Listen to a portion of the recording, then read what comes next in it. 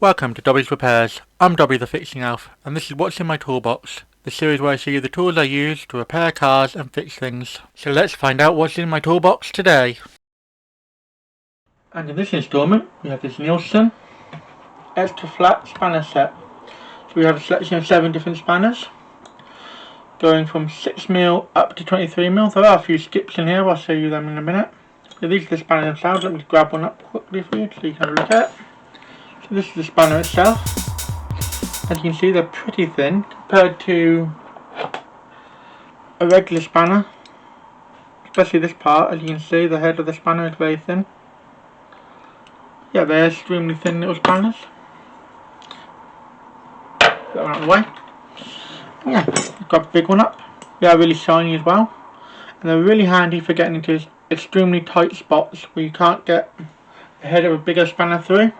They are open-ended and they are double-sided, so you get, for instance in this one, you get a 22 and a 23. On this one you get a 19 and a 21, which is a good set of pair to have. In this one you have a 14 and a 17. And then you get an 11 and a 13. A 10 and a 12, which is another good double-ended spanner to have. And then we get an 8 and a 9. And then a 6 and a 7, which is this last little dinky one. But yeah, they're Neilsen branded, they've got it nicely cut in there. They're really shiny, really good chrome finish on them. They feel fairly nice to use in the hand. Even though they're quite thin, they are really strong. At first, my biggest concern, shall I say, was that I could bend them easily, but they seem to hold up really well. And here's a nut quickly, and they seem to fit really well on most nuts. Get a nice good solid, let me put it that way around. Get a nice good solid grip on a nut, so you can actually line it up. Yeah, these are really good for like getting into spots where if you need to hold something or move something. Like if you need to hold something in a really tight spot and you need to break off a bigger nut, or if you need to slip this in behind something that's quite tight, you can't get a thicker normal head of a spanner in, like this one. You can see the head size is exactly the same, but they are thinner by quite a fair bit, which really does help. They say they're about half the size of the regular spanners. And yeah, they are pretty good. That really good for getting into tight spots. I recently used this one to get into quite a tight spot to hold a nut on the back of a mount, so I could tighten it up when it was spinning. I can't fit my normal spanner in there, but I could slip this one in there and then hold it while I tightened it down. Thought I'd do a quick comparison for you.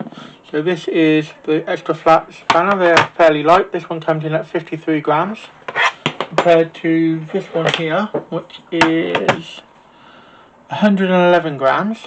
So it's half the weight, which makes it really useful for getting into tight spots, especially if you're trying to lift it up or hold them up.